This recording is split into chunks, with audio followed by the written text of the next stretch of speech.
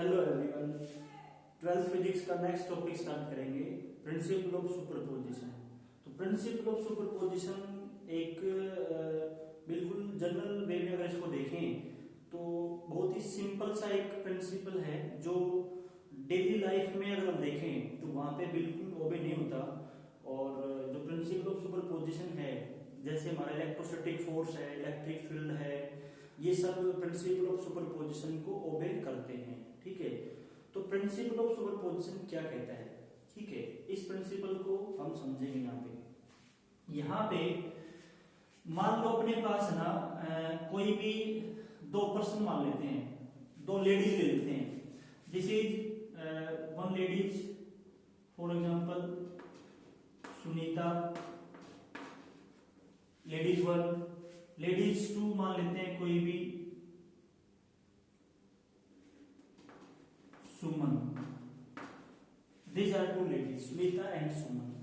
मान लो सुनीता अकेली 1 घंटे तक काम करती है, 1 घंटे तक, इन 1 आवर। सुनीता 1 घंटे में अकेली 10 यूनिट्स काम करती है। कितना काम करती है? 10 यूनिट्स। ठीक है, ऐसे ही अगर ये सुमन अकेले काम करे तो ये 1 घंटे में टोटल 15 यूनिट्स काम करती है। कितना काम करती है? 15 यूनिट्स। दोनों अलग अलग अगर काम करेंगी ना तो 1 घंटे में इतना इतना ये काम करेंगी। अब अगर दोनों सुनीता अगर दोनों एक साथ काम करती हैं, बोथ अगर दोनों एक साथ काम करेंगे 1 घंटे के लिए, तो दोनों कितना काम करेंगी? हम नहीं बता सकते कितना काम करेंगे, क्योंकि ह्यूमन बीइंग्स है ना, ह्यूमन बीइंग्स हैं। जब दोनों एक साथ काम करेंगी, हो सकता है कि दोनों की परफॉर्मेंस बढ़ जाए, इंप्रूव हो जाए। ये भी हो सकता है कि दोनों जब एक साथ काम करेंगी तो दोनों की जो परफॉर्मेंस है हो सकता है वो डिक्रीज भी हो जाए, डाउन भी चली जाए। ठीक है, तो हम ये नहीं कह सकते, we are not sure to say that both will complete 10 plus 15. This is 25 units of work. हम इसको नहीं कह सकते, we are not sure to say that both will complete 25 units of work. ऐसा नहीं कह सकते, क्योंकि ह्यूमन बीइंग्स हैं। एक दूसरे के ऊपर क्या होगा? एक इंपैक्ट होगा, एक दूसरे को क्या करेंगे? इंटरफेयर करेंगे। ठीक है, एक दूसरे की परफॉर्मेंस को अफेक्ट करेंगे। ठीक है, तो ये नहीं कह सकते कि 25 मिनट्स ही काम यहाँ पे होगा। अगर यहाँ पे तो अब देखो, इस सिचुएशन में हमारे लिए बहुत बड़ी मुसीबत खड़ी हो जाती है। बहुत बड़ी मुसीबत क्या खड़ी हो जाती है कि अगर मेरे को अब जब दोनों एक साथ काम कर रही हैं, दोनों लेडीज एक साथ काम कर रही हैं, तो अगर अब मेरे को ये निकालना हो कि भाई जब दोनों एक साथ काम कर रही हैं तो सुनीता ने कितना काम किया और सुमन ने कितना काम किया, जब दोनों एक साथ काम कर रही हैं तब। तो ये बता पाना बड़ा मुश्किल है, क्योंकि जब अकेले काम करेगी तब ये 10 मिनट्स करेगी, लेकिन जब इसके साथ मिलकर काम करेगी तो ये 10 यूनिट्स करेगी, ये 11 यूनिट्स करेगी या ये 9 यूनिट्स करेगी, वो हम नहीं कह सकते। ठीक है, तो जब ये दो एक साथ काम करेंगी तो दोनों का इंडिविजुअल का जो पार्ट होगा, कितना पार्ट वो काम का करेंगी वो नहीं कह सकते। ठीक है, लेकिन ये तो बात हमारी ह्यूमन बीइंग्स की है। लेकिन अगर हम बात करें इलेक्ट्रोस्टैटिक फोर्स की अगर हम बात करें, जैसे भाई अपने पास मान लो कि मेरे पास है ना, ये कोई एक चार्ज है, दिस इज चार्ज Q1, ये चार्ज Q1 है। एक चार्ज यहां पे रखा हुआ है, दिस इज चार्ज Q2। अपने पास दो चार्ज पार्टिकल है Q1 एंड Q2। अब जो Q1 है ना, Q1 है वो Q2 पे फोर्स लगाता है। Q2 पे क्या लगाएगा? फोर्स लगाएगा। This is force on Q2 due to Q1, इतना फोर्स लगाएगा ये इसके ऊपर। अब जब ये दोनों हैं यहाँ पे, जब दोनों अकेले चार्जेस अपने पास हैं, जब ये दोनों चार्ज अपने पास हैं तो ये चार्ज इसके ऊपर इतना फोर्स लगाता है, ठीक है। अगर यहाँ पे कोई तीसरा चार्ज भी आ जाए, तीसरा चार्ज मान लो ये कोई चार्ज आ गया Q3, अगर इनके सराउंडिंग में या इनके नियर बाई कोई तीसरा चार्ज पार्टिकल भी आ जाता है तो क्या इसके आने से, क्या यहाँ पे इसके आसपास इसके आने से इनके बीच में जो फोर्स था F21, ये फोर्स कब था? जब ये चार्ज नहीं था, जब ये नहीं था। तो इसके आने से क्या दोनों के बीच में जो फोर्स है उसमें कोई चेंज आएगा? कोई चेंज नहीं आएगा। जब ये अकेला था तब भी इस पे इतना ही फोर्स लगा रहा था, और जब ये इसके पास में आ चुका है तब भी, इसके आने के बाद भी ये चार्ज Q1 Q2 पे इतना ही फोर्स लगाएगा। मतलब इसकी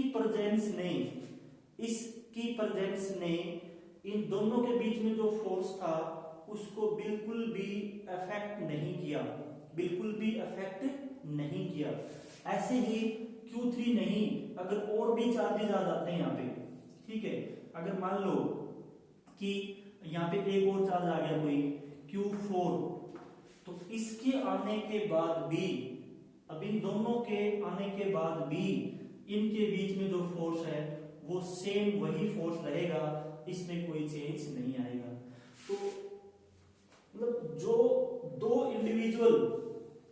इंडिविजुअल चार्ज पार्टिकल के बीच में जो फोर्स है, जो इलेक्ट्रोस्टैटिक फोर्स है, वो दूसरे चार्ज पार्टिकल के आसपास आने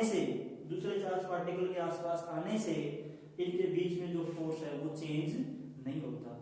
this is the principle of superposition. लेकिन ह्यूमन बीइंग्स के केस में क्या हो गया था? चेंज हो गया था, है ना। यहाँ पे पहले कौन थी? एक सुनीता थी, सुनीता कुछ काम कर रही थी, लेकिन सुमन के आने के बाद सुनीता का जो परफॉर्मेंस थी वो चेंज होगी, परफॉर्मेंस पे इफेक्ट पड़ा है ना, परफॉर्मेंस चेंज हो जाएगी। तो इस तरीके से मान लो यहाँ पे एक और आ गई, सुनीता है, सुमन है, डिंपल है, डिंपल आ गई, सुनीता है, सुमन है, अब इन तीनों की परफॉर्मेंस चेंज हो जाएगी, है ना। तो ह्यूमन बीइंग्स के केस में ऐसा नहीं होता, लेकिन चार्जेस के केस में, इलेक्ट्रोस्टैटिक फोर्स के केस में क्या होता है कि दो चार्ज पार्टिकल के बीच में जो फोर्स है वो उसके नेबर में और चार्ज पार्टिकल हैं या नहीं है उस चीज पे डिपेंड नहीं करता। तो इससे बहुत आसान काम हो गया। क्यों? क्योंकि देखो, इससे आसान काम कैसे हो गया? एक बहुत बड़ी मुसीबत टल गई हमारे ऊपर से। ऐसा होने से बहुत बड़ी मुसीबत हमारे ऊपर से टल गई। कैसे टल गई? देखो भाई, अगर मेरे को अब निकालना है Q2 के ऊपर टोटल चार्ज फोर्स निकालना है, Q2 के ऊपर क्या निकालना है? टोटल फोर्स निकालना है। यहाँ पे Q1 है, Q2 है, Q3 है, Q4 है, 4 चार्ज मान लिए मैंने, ठीक है। आप यहाँ पे 5 ले सकते हो, 6 ले सकते हो, मोर देन 2, 3, 4, 5, 6 कुछ भी ले लो आप, ठीक है। तो यहाँ पे जैसे मेरे को क्या निकालना है? Q2 के ऊपर टोटल या नेट फोर्स निकालना है, टोटल फोर्स निकालना है Q2 के ऊपर। कैसे निकालेंगे? देखो, मैं एक बार ये मान लूं कि भाई मैं एक बार ना, ये चार्ज यहाँ पे नहीं है, Q4 और Q3 यहाँ पे नहीं है, ये दोनों यहाँ पे नहीं है, सिर्फ Q1 और Q2 है। तो दोनों के बीच में, अगर मेरे को दोनों के बीच की डिस्टेंस पता है, अगर डिस्टेंस पता है दोनों के बीच की, तो कूलम्ब्स लॉ का यूज करके दोनों के बीच में क्या निकाल लूंगा? फोर्स निकाल लूंगा।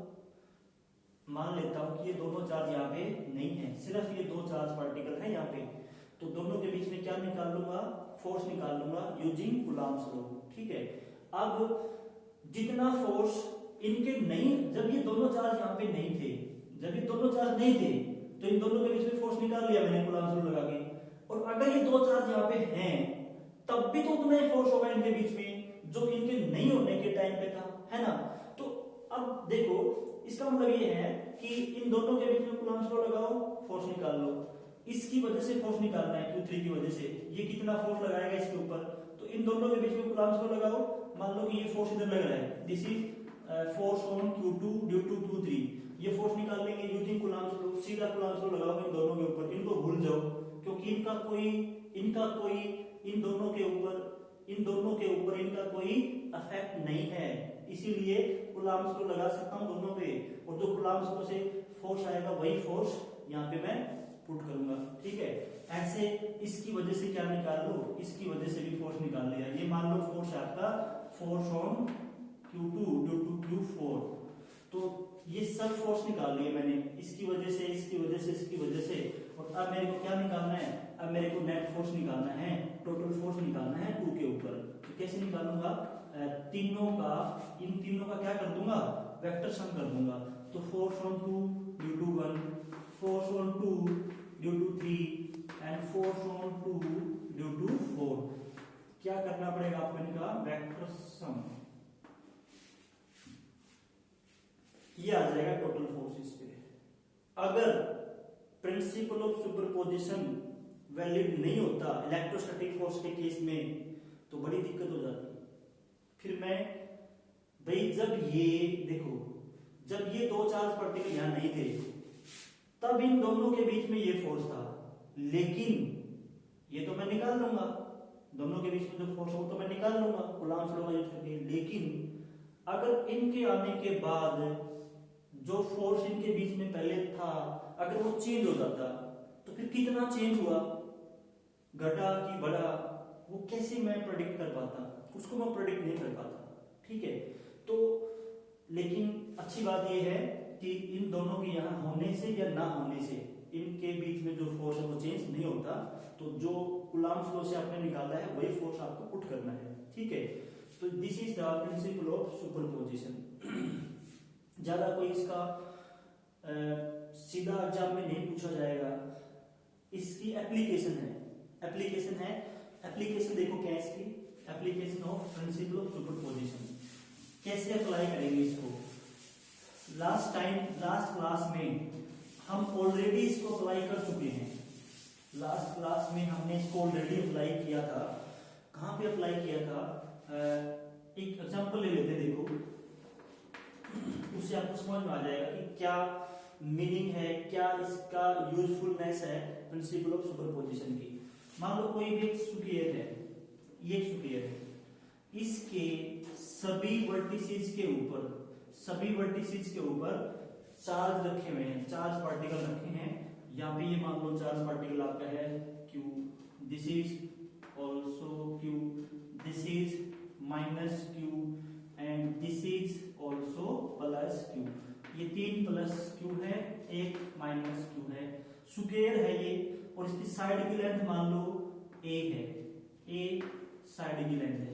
ठीक है, आपको क्या करना है, find net force on minus Q। आपको इस माइनस Q के ऊपर क्या निकालना है, टोटल फोर्स निकालना है, नेट फोर्स निकालना है। तो अब क्या करेंगे, यूजिंग प्रिंसिपल ऑफ सुपरपोजिशन। कैसे अप्लाई करेंगे प्रिंसिपल ऑफ सुपरपोजिशन को, भाई इसकी वजह से फोर्स निकाल लो इसके ऊपर, ठीक है, इसकी वजह से निकाल लो, इसकी वजह से निकाल लो कितना फोर्स लगेगा, इन दोनों के बीच में फोर्स निकाल लो कितना लगेगा, और इन तीनों फोर्स को क्या कर देंगे, तीनों का वेक्टर सम कर देंगे, ऐड कर देंगे तीनों को, तो क्या आ जाएगा, नेट फोर्स आ जाएगा। ठीक है, तो यही है प्रिंसिपल ऑफ सुपरपोजिशन। ठीक है, तो अब देखो सबसे पहले मैं इन दोनों के बीच में जो फोर्स है, इस क्वेश्चन को हम 3 स्टेप में सोल्व करेंगे, 3 स्टेप में। फर्स्ट स्टेप में क्या करेंगे, देखो स्टेप 1 में इंडिकेट द डायरेक्शंस, इंडिकेट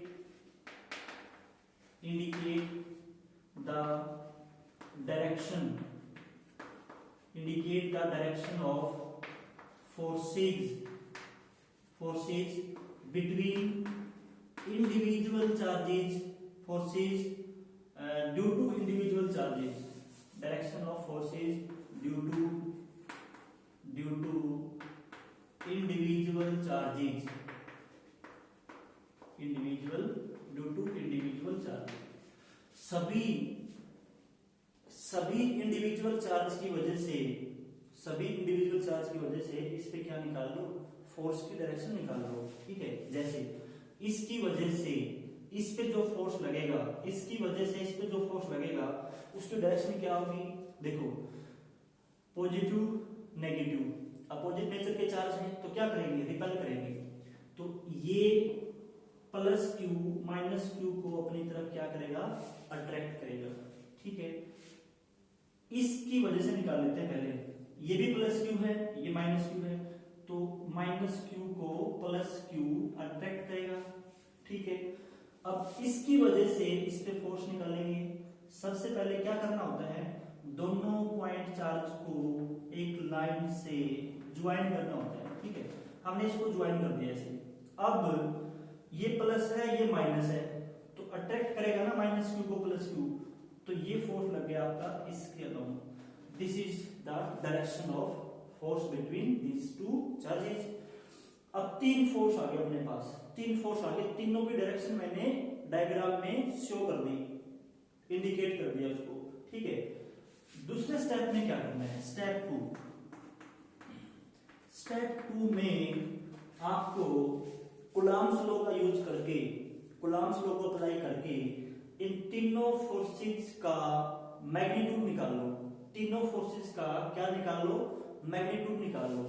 देखो इन दोनों के बीच में जो फोर्स लगेगा, इन दोनों के बीच में जो फोर्स लगेगा, इसका मैग्नीट्यूड किसके बराबर होगा भाई, इसका मैग्नीट्यूड किसके बराबर होगा, दोनों के बीच में क्या अप्लाई कर दो, कूलॉम्स लॉ, कि दोनों चार्जेस का मैग्नीट्यूड का क्या प्रोडक्ट, क्यू ये है, क्यू ये है, सिर्फ मैग्नीट्यूड की बात कर रहा हूं मैं, साइन को कंसीडर नहीं करना, के क्यू क्यू अपॉन दोनों के बीच में डिस्टेंस कितनी है, ए का स्क्वायर, इतना फोर्स लगेगा दोनों के बीच में। ठीक है, यहां पे देखो इन दोनों के बीच में कितना फोर्स लगेगा, F इज इक्वल टू के, चार्ज सेम है, Q into Q upon distance कितनी है, ए का स्क्वायर। मतलब दोनों फोर्स क्या होंगे, बराबर होंगे, जितना फोर्स ये है उतना फोर्स ये है। और इसको मैंने क्या मान लिया, के क्यू अपॉन ए स्क्वायर को मैंने एफ मान रखा है ना, यहाँ भी के क्यू अपॉन ए स्क्वायर को मैंने एफ मान रखा है। ठीक है, तो इस ये वैल्यू किसके बराबर है, एफ के बराबर है। अब देखो ये जो डिस्टेंस है, डायगोनल की लेंथ, स्क्वायर के डायगोनल की लेंथ क्या होती है, √2 times of length of side की लेंथ का √2 टाइम्स होती है। तो इन दोनों के बीच में जो फोर्स होगा इसकी वैल्यू कितनी होगी, कि चार्ज कितने हैं भाई, चार्ज तो दोनों क्यू है, क्यू अपॉन दोनों के बीच में डिस्टेंस का स्क्वायर, तो √2a का स्क्वायर करना है, किसका, √2a का स्क्वायर करना है आपको। तो अगर इसको थोड़ा सोल्व करें, इसको अगर मैं सोल्व करता हूं तो क्या आ जाएगा, के क्यू अपॉन √2 का स्क्वायर करेंगे तो कितना आ जाएगा, 2, और a का स्क्वायर कितना आ जाएगा, a स्क्वायर। इस वैल्यू को, इसको के क्यू अपॉन ए स्क्वायर को मैंने f मान रखा है ना, तो ये किसके बराबर हो जाएगी, इसको मैं f/2 के बराबर मान सकता हूँ, f/2। तो ये फोर्स कितना है, f/2, ये कितना है, f, ये f के बराबर है, ये f के बराबर है, ये f/2 के बराबर है, और f की वैल्यू इसके बराबर है। ठीक है, क्योंकि f की टर्म में लेने से थोड़ा सा आसान हो जाएगा, आसान मतलब इतनी बड़ी वैल्यू को बार बार नहीं लिखना पड़ेगा। ठीक है, ये हो गया आपका। सेकंड स्टेप में हमने क्या किया, फाइंड मैग्नीट्यूड। सेकंड स्टेप में क्या किया, find magnitude of force due to individual charge, force due to individual charge. तो इंडिविजुअल चार्ज की वजह से जो फोर्स था, इसकी वजह से उसका क्या निकाल लिया, मैग्नीट्यूड निकाल लिया, ठीक है, ये आ गया हमारे मैग्नीट्यूड, इसके बराबर आ गए। स्टेप थर्ड में क्या करना है आपको, स्टेप थर्ड में आपको वेक्टर एडिशन करना है, वेक्टर एडिशन करना है आपको। जो नेट फोर्स आएगा ना, जो नेट फोर्स आएगा, टोटल फोर्स आएगा, वो किसके बराबर होगा, इन तीनों का वेक्टर सम कर दो, तीनों का क्या कर दो, वेक्टर सम कर दो, ठीक है। तो वेक्टर सम करना है आपको, समेशन करना है किसका, सभी फोर्सेज का, सभी का क्या कर दो, वेक्टर सम कर दो, तो टोटल फोर्स आ जाएगा। तीनों को ऐड कर दो, तीनों फोर्स को क्या कर देंगे, ऐड कर देंगे।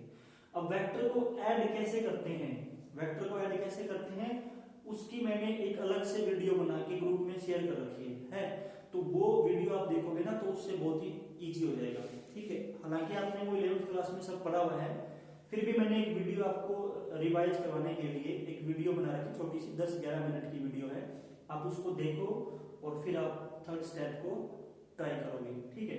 देखो कैसे ऐड करेंगे इन वेक्टर्स को।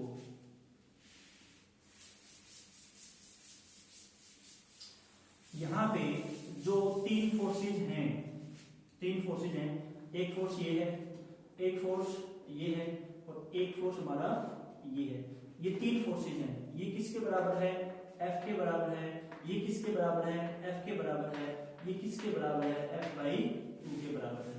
अगर मैं इस एंगल की बात करूं, ये एंगल कितना होगा भाई, ये एंगल होगा 45 डिग्री, कितना होगा ये 45 डिग्री, दिस इज 45 डिग्री, ठीक है। बस इनको ऐड करना है। सबसे पहले आप क्या करो, इस और इस वेक्टर को, इन दोनों वेक्टर को ऐड कर दो, इन दोनों वेक्टर को ऐड करेंगे, सिर्फ इन दोनों को, ये F है और ये F है, तो इन दोनों को ऐड करेंगे सबसे पहले। इन दोनों का जो नेट होगा, इन दोनों का जो सम होगा, वो क्या होगा आपका √2F आएगा, √2F। कैसे आया, कैसे आया √2F, आपके पास एक फॉर्मूला है C √a² + b² + 2ab cos theta, है ना। दो वेक्टर को ऐड करने का यही फॉर्मूला है। इसमें a की जगह भी F है, b की जगह भी F है, तो क्या रख देंगे, a की जगह F का स्क्वायर, ये a है, ये b है, a भी F है, b भी F है, ठीक है। यहाँ पे वेक्टर a और b बराबर हैं और F के बराबर हैं, ये पुट करना है आपको, ठीक है, क्योंकि a और b दोनों F के बराबर हैं, ये हमारा C आ जाएगा, दोनों का सम आ जाएगा। तो a² +